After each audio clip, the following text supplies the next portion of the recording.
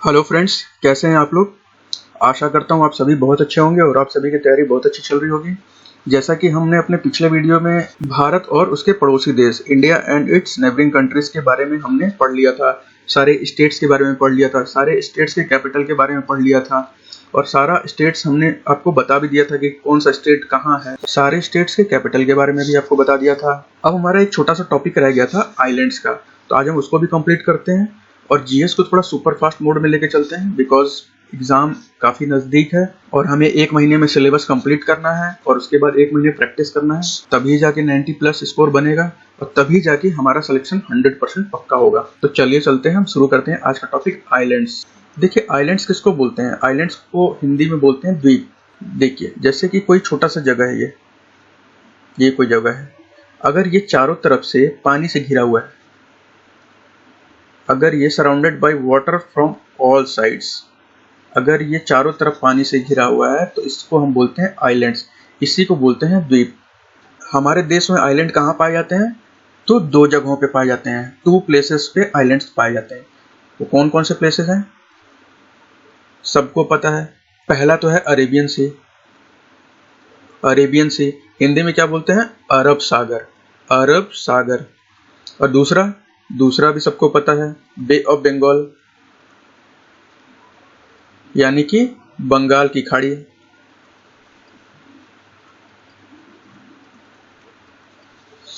अरब सागर में कौन सा द्वीप पाया जाता है, लक्षद्वीप। लक्षद्वीप, LAKSHWADEEP। और बे ऑफ बंगाल में, बंगाल की खाड़ी में कौन सा द्वीप पाया जाता है, अंडमान एंड निकोबार। अंडमान एंड निकोबार, ये तो पहला हो गया। दूसरा है न्यू मूर आइलैंड, न्यू मूर द्वीप। बे ऑफ बंगाल में 2 पाए जाते हैं, अंडमान एंड निकोबार और न्यू मूर आइलैंड। तो चलिए एक एक के बारे में डिटेल में समझते हैं, क्योंकि देखिए इस बार पेपर में 70,000 से ऊपर लोग फॉर्म भर रखे हैं, तो पेपर ऑब्वियस सी बात है थोड़ा डिफिकल्ट आएगा। अपना जीएस का थोड़ा सा टारगेट ज्यादा लेके चलिए, कोशिश करिए ज्यादा से ज्यादा चीजें जीएस में कवर करने के लिए, क्योंकि पेपर तो इजी बिल्कुल भी नहीं रहने वाला है। इतने ज्यादा फॉर्म्स में पेपर इजी कभी भी नहीं हो सकता है। पेपर आएगा मॉडरेट लेवल या डिफिकल्ट लेवल, तो आप कोशिश जितना ज्यादा से ज्यादा हो सके आप जीएस को कवर करिए। और कोई भी टॉपिक कम इंपॉर्टेंट नहीं होता है, क्वेश्चन कहीं से भी आ सकते हैं। और ये आइलैंड्स का टॉपिक जो है ये भी बहुत इंपॉर्टेंट है, क्वेश्चन इससे भी बन सकता है। तो छोटा सा टॉपिक ही है 15 मिनट का, 5 मिनट लगेगा, आप इसके नोट्स बना लेंगे तो 5 मिनट में रिवीजन भी हो जाएगा। तो चलिए एक एक करके सारे को समझते हैं। पहले हम चलते हैं लक्षद्वीप पे। ये हमारा लक्षद्वीप है, ये टोटल जो है ये मैंने मैप डाल रखा है, ये लक्षद्वीप का है। ऐसे ही फैला हुआ है, छोटे छोटे बहुत सारे आइलैंड्स हैं, यहाँ से लेकर के यहाँ तक सारे छोटे छोटे आइलैंड्स हैं। तो लक्षद्वीप के बारे में सबसे पहले क्वेश्चन क्या है, ये कहाँ पे है, तो भाई हमें पता है ये अरब सागर में है, अरब सागर में है, यानी कि अरेबियन सी में है। अगर इसके कैपिटल की बात करें तो राजधानी, अगर हम इसके कैपिटल के बारे में बात करें तो कहां पे है, कवरत्ती।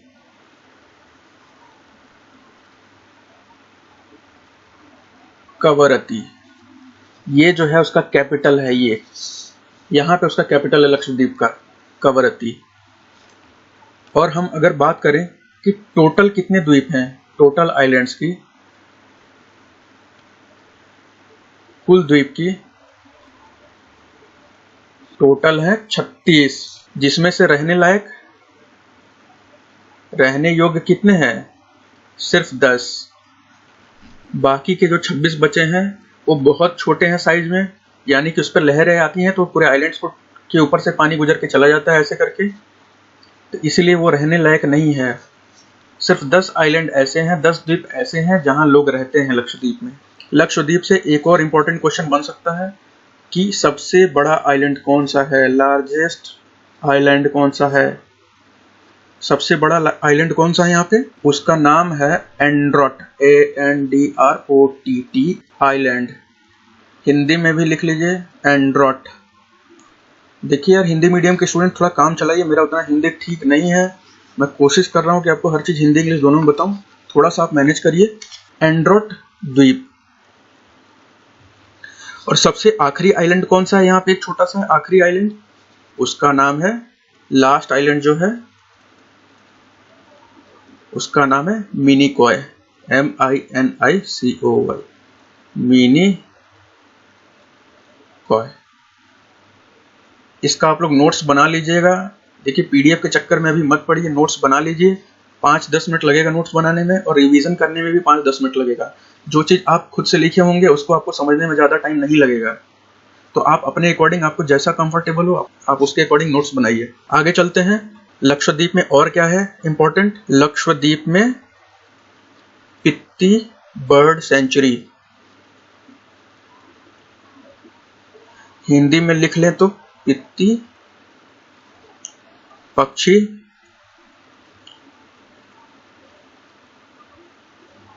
अभयारण्य। जो पित्ती बर्ड सेंचुरी है ये लक्षद्वीप में है, याद रखिएगा, एग्जाम में अगर क्वेश्चन आ सकता है। वैसे हम इंडिया में जितने भी बर्ड सेंचुरी हैं उसके बारे में भी पढ़ेंगे, बट याद रखिएगा कि लक्षद्वीप में जो है पित्ती पक्षी अभयारण्य है। पित्ती बर्ड सेंचुरी जो है वो कहाँ है? लक्षद्वीप में। लक्षद्वीप के लेफ्टिनेंट गवर्नर कौन है? नॉर्थ स्टेट्स के मुख्यमंत्रियों का नाम पूछ चुका है, तो आप याद रखिएगा कि लक्षद्वीप के जो है लेफ्टिनेंट गवर्नर उपराज्यपाल दिनेश्वर शर्मा है। जो हमारे केंद्र शासित प्रदेश होते हैं वहाँ मुख्यमंत्री कोई नहीं होता, वहाँ कोई भी मुख्यमंत्री नहीं होता, दिल्ली को छोड़ के सिर्फ दिल्ली में ही मुख्यमंत्री है। लेकिन जो केंद्र शासित प्रदेश होते हैं यानी कि यूनियन टेरिटरीज होते हैं, वहाँ कर्ता धर्ता जो होता है लेफ्टिनेंट गवर्नर। दिल्ली में भी मुख्यमंत्री अरविंद केजरीवाल जी कुछ भी पास कर दें, लेकिन वो जाएगा लेफ्टिनेंट गवर्नर जी के पास। अब उनकी मर्जी है कि वो अप्रूव करते हैं, उनकी मर्जी के अप्रूव नहीं करते हैं। आप लोग न्यूज़ में भी सुने होंगे कि केजरीवाल जी ने गवर्नर के पास भेजा ये फाइल और उन्होंने रिजेक्ट कर दिया। तो वो केंद्र शासित प्रदेशों में लेफ्टिनेंट गवर्नर ही कर्ता धर्ता होता है। लक्षद्वीप के जो लेफ्टिनेंट गवर्नर है उनका नाम है दिनेश्वर शर्मा। लेफ्टिनेंट गवर्नर जो है स्टेट्स में नहीं होते हैं, स्टेट में सिर्फ गवर्नर होते हैं। चलते हैं आगे अगले टॉपिक पे, अंडमान एंड निकोबार आइलैंड। आप याद रखिएगा, बहुत इंपॉर्टेंट टॉपिक है। अगर आइलैंड से कोई क्वेश्चन बना, द्वीप से कोई क्वेश्चन बना, तो वो अंडमान एंड निकोबार आइलैंड ही होगा। तो आप इसको याद रखिएगा कि कहाँ पे है, तो आपको सबको पता है ये बे ऑफ बंगाल में है, यानी कि बंगाल की खाड़ी में है, बंगाल की खाड़ी में है। इसकी राजधानी क्या है? राजधानी क्या है? पिछले क्लास में हमने डिस्कस किया था राजधानी, यानी कि कैपिटल कहाँ पे है? Port Blair.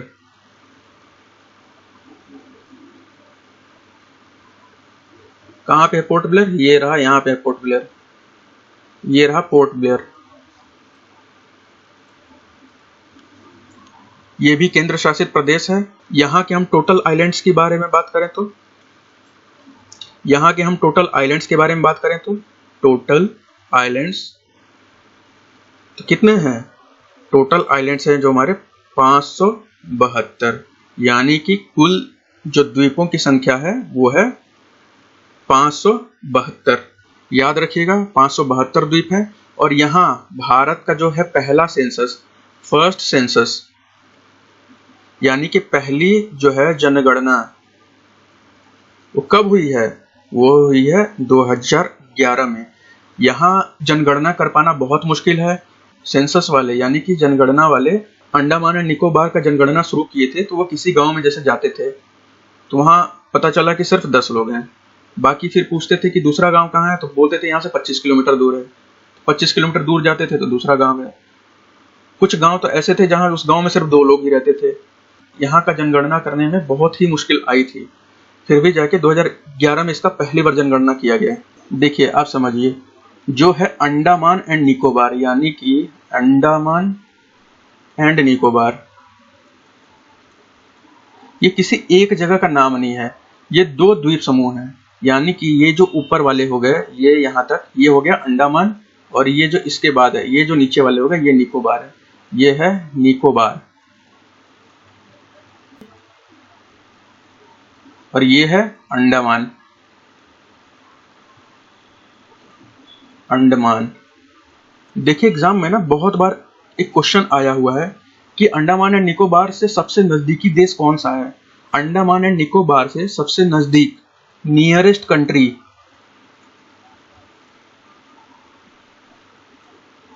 आएगा तो वो है म्यांमार। याद रखिएगा, जिसको हिंदी में बोलते हैं म्यांमार। अगर क्वेश्चन आए निकोबार से सबसे नजदीक कौन सा है, यानी कि ये वाले एरिया से सबसे नजदीक कौन सा है, तो आंसर होगा इंडोनेशिया। इंडोनेशिया, यहां से सबसे नजदीक है इंडोनेशिया। हिंदी मीडियम के बच्चे भी लिख लें, इंडोनेशिया।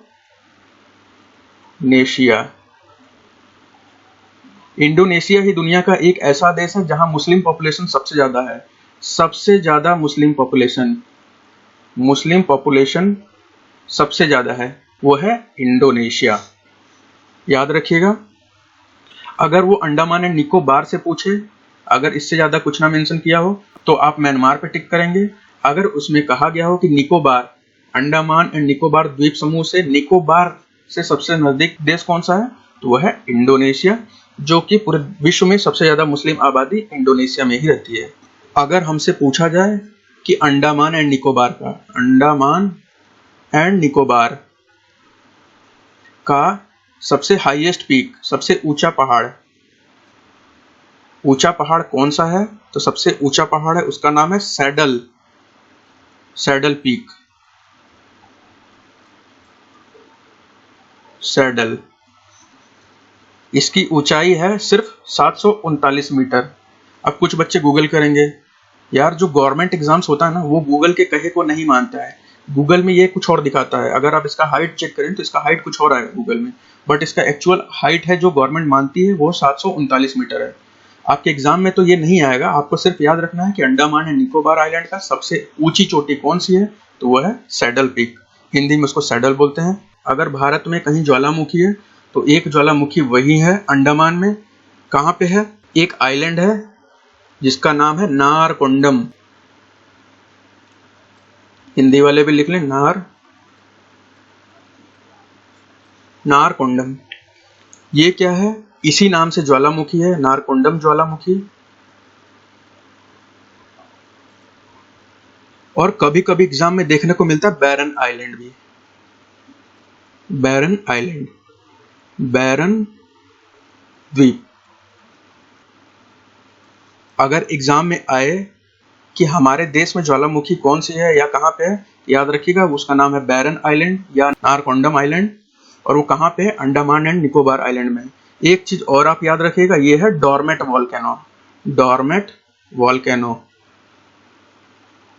इसका मतलब क्या होता है?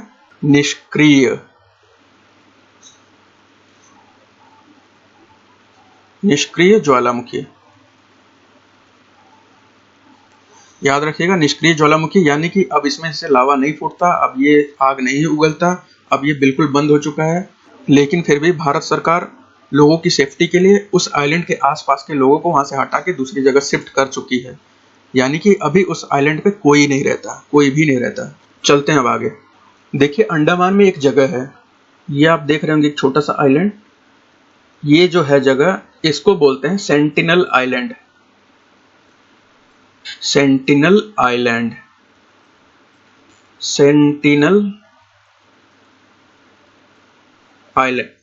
द्वीप। हिंदी में थोड़ा मैनेज करिए आप लोग प्लीज, मेरा हिंदी उतना ठीक नहीं है। Sentinel island. तो यहाँ पे ऐसा क्या है, यहाँ हमारी गवर्नमेंट नहीं जाती है तो भारत का हिस्सा ही, लेकिन ना वहाँ हमारी कोई पुलिस जाती है, ना हमारा कोई एडमिनिस्ट्रेशन है वहाँ, ना हमारा कोई सरकारी रूल वहाँ पे चलता है। लोग वहाँ रहते हैं पर फिर भी हमारा कुछ भी नहीं चलता। अब ऐसे कौन से लोग वहाँ रहते हैं? तो देखिए, आपने कभी टीवी में या न्यूज में कभी सुना होगा कि नंगे पुंगे लोग रहते हैं, वो इसी आइलैंड पे रहते हैं।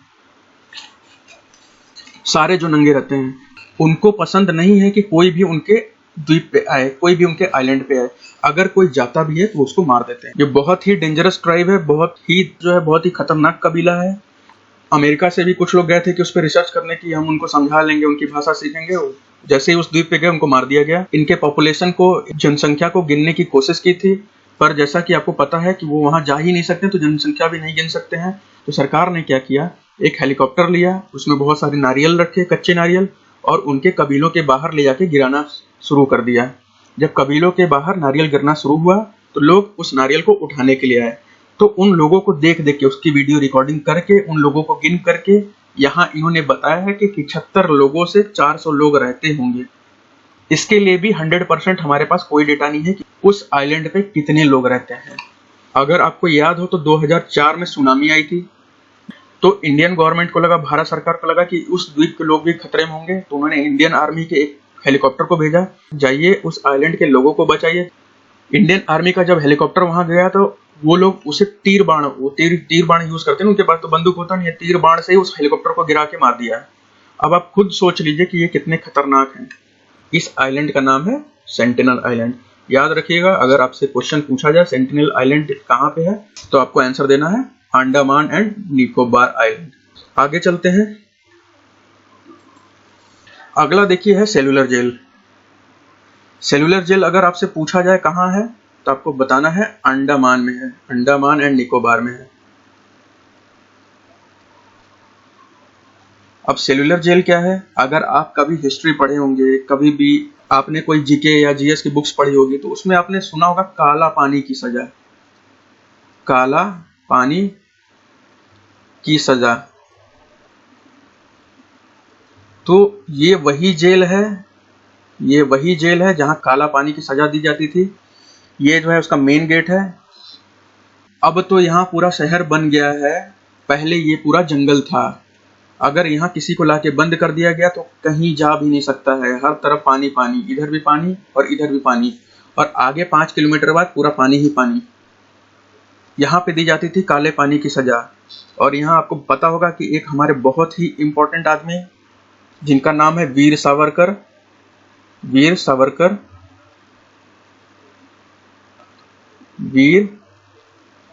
वीर सावरकर, उनको इसी जेल में 50 साल की सजा मिली थी। 50 साल इसी जेल में बंद करने के लिए 50 साल की सजा मिली थी। तो उन्हें यहीं बंद किया गया था। अभी अगर आप देखेंगे कुछ दिन पहले, तो यहाँ नरेंद्र मोदी और अमित शाह जी गए थे उस जेल को विजिट करने। तो बहुत ही इंपॉर्टेंट क्वेश्चन है, आपको याद रखना है। पिछला महाराष्ट्र का इलेक्शन भी इन्हीं के नाम पे लड़ा गया है, क्योंकि ये बॉम्बे से बिलोंग करते थे, महाराष्ट्र से बिलोंग करते थे, और भारत की आज़ादी में इनका बहुत ही बड़ा हाथ था। तो आपको याद रखना है कि जो सेलुलर जेल है वो कहाँ है? Andaman and Nicobar island. यानी कि काला पानी की सजा जो दी जाती थी वो कहाँ पे भेजा जाता था? अंडमान एंड निकोबार आइलैंड पे। अंडमान के लेफ्टिनेंट गवर्नर कौन है? अंडमान के लेफ्टिनेंट गवर्नर कौन है? लेफ्टिनेंट गवर्नर का नाम है एडमिरल डी.के. जोशी। याद रखना है, अंडमान के लेफ्टिनेंट गवर्नर का क्या नाम है? डी.के. जोशी। लेफ्टिनेंट गवर्नर कौन हो गया? Admiral D K. जोशी। यहाँ सबसे बड़ा आइलैंड कौन सा है? सबसे बड़ा द्वीप कौन सा है? सबसे बड़ा द्वीप है पोर्ट ब्लेयर। जो वहां की राजधानी है वही जो है वहां की सबसे बड़ी द्वीप है। इससे ज्यादा अंडमान से कोई क्वेश्चन नहीं आएगा। लेफ्टिनेंट गवर्नर आप देख लीजिएगा सारे यूनियन टेरिटरीज के, क्योंकि बहुत इंपॉर्टेंट क्वेश्चन है। अंडमान का तो मैंने बता दिया आपको, लक्षद्वीप का भी मैंने आपको बता दिया। कौन है लक्षद्वीप का? तो लक्षद्वीप के हैं दिनेश्वर शर्मा। दिल्ली का भी याद रख लीजिए, दिल्ली का तो सबको पता होगा, न्यूज देखते होंगे। तो कौन है? अनिल बैजल। अनिल बैजल।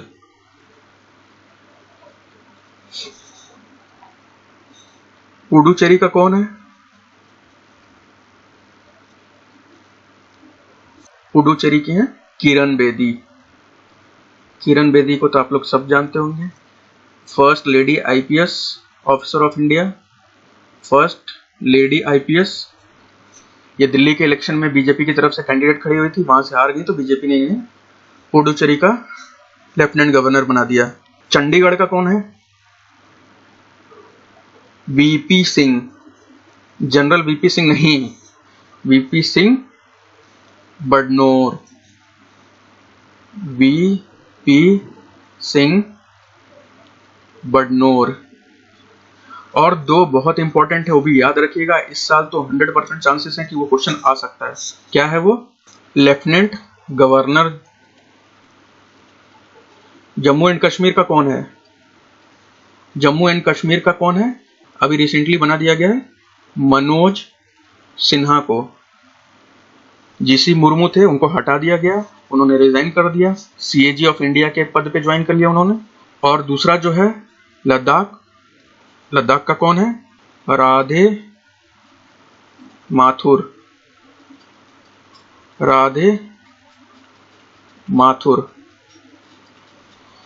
मनोज सिन्हा। तो इतना तो आप कम से कम याद ही रखिएगा। बाकी कल हम लोगों ने एक एनसीएल का टेस्ट पेपर किया था, आप सभी को टेस्ट पेपर मिला होगा, ग्रुप में भी दिया था मैंने और टेलीग्राम पे भी दिया था। सेम टू सेम एनसीएल के पेपर के पैटर्न पे था। उसमें एक दो क्वेश्चन ऐसा है जिसमें स्टूडेंट्स को बहुत ज़्यादा डाउट है, वो मेरी मानने को तैयार ही नहीं है, वो अपनी रटे पड़े हैं कि नहीं यही है यही है यही है। तो हम उसे भी थोड़ा डिस्कस कर लेते हैं, फिर आगे चलते हैं। देखिए, हम पहले दो चीज़ों के बारे में बात करते हैं। एक है नेशनल एंथम, नेशनल एंथम, दूसरा नेशनल सॉन्ग। एक है नेशनल एंथम यानी कि राष्ट्र गान, और दूसरा है राष्ट्र गीत। ये कौन सा है नेशनल एंथम? जो हम गाते हैं जन गण मन। और हमारा राष्ट्र गीत कौन सा है? वंदे मातरम, वंदे मातरम। अब डाउट देखिए क्या है, इसको लिखा किसने है? नेशनल एंथम राइट, लिखा किसने है?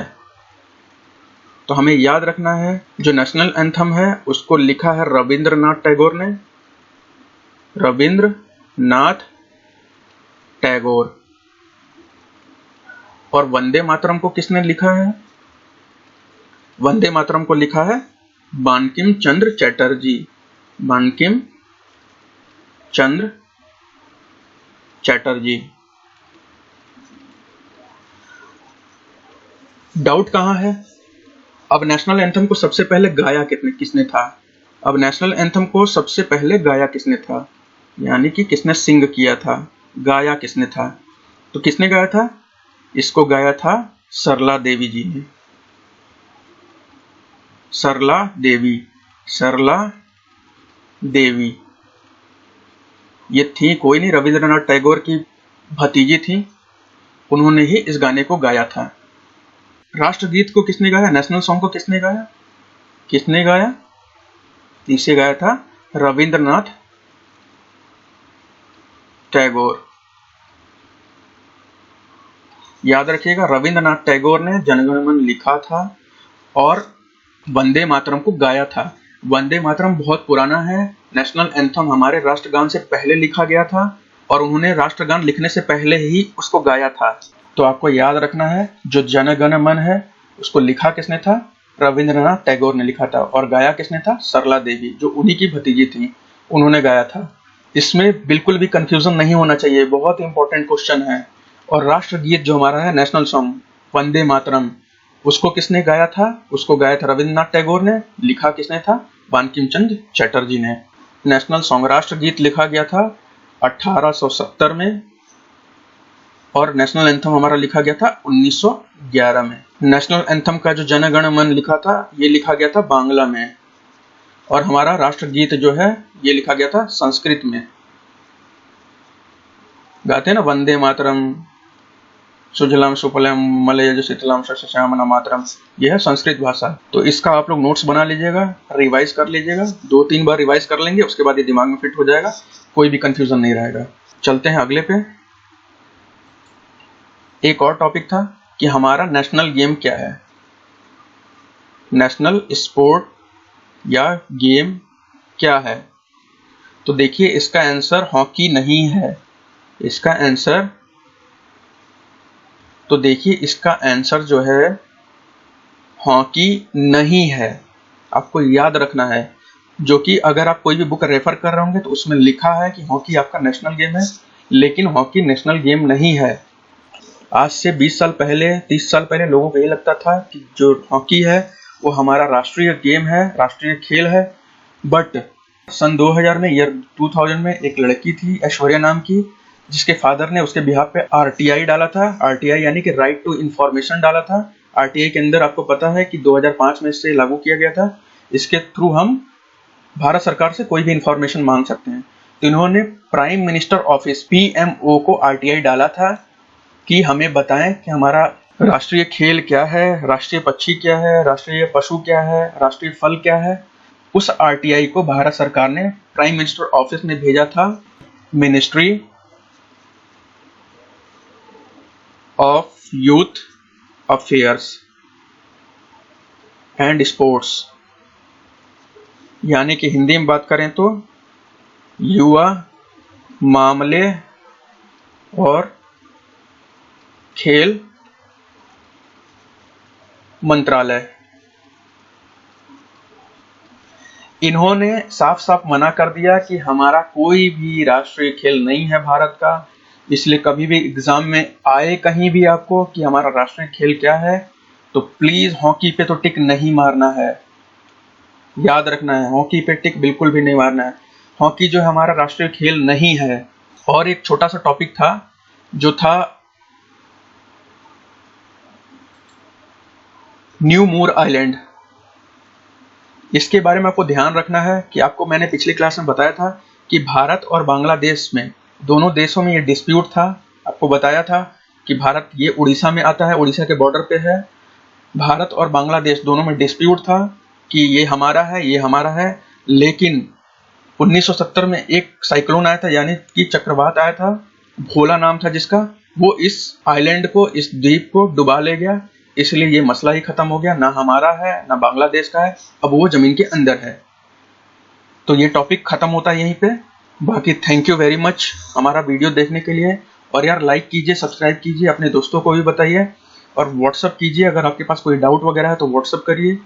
और छोटे छोटे चीज़ों के लिए बच्चे कॉल कर रहे हैं, कॉल करके पूछ रहे हैं कि इसका कट ऑफ क्या जाएगा। यार आपको मैंने कितनी बार बता दिया कि कट ऑफ क्या जाएगा। आप 90+ का तैयारी करिए ना, टारगेट करिए। आपको क्या मतलब है कट ऑफ क्या जाएगा। और बार बार एक ही चीज़ मत पूछा कीजिए। और फेसबुक पे फॉलो कीजिए, टेलीग्राम पे फॉलो करिए, और यूट्यूब का चैनल आपको पता ही है। और जो हमने टेस्ट पेपर दिया था, अगर आपको लगता है कि उस टेस्ट पेपर को सॉल्व करके पूरा दिखाऊं वीडियो में, तो प्लीज़ कमेंट कीजिए, यस और नो कमेंट कीजिए, ताकि मैं उसका वीडियो बनाऊं या ना बनाऊं। क्योंकि कुछ बच्चे कह रहे हैं कि वीडियो बना दीजिए, मैथ्स में दिक्कत है उसमें, और कुछ बच्चे कह रहे हैं कि वीडियो मत बनाइए। तो प्लीज़ बताइए, मेजॉरिटी जिसकी रहेगी, बनाने वाले बच्चे ज़्यादा रहेंगे तो मैं वीडियो बना दूंगा। बाकी आप अपना ध्यान रखिए, पढ़ाई करते रहिए। पढ़ाई को अपने बिल्कुल डिस्टर्ब मत कीजिए। एक एक घंटा, एक एक मिनट बहुत इंपॉर्टेंट है। चलिए, थैंक यू वेरी मच, अपना ध्यान रखिए, गुड बाय।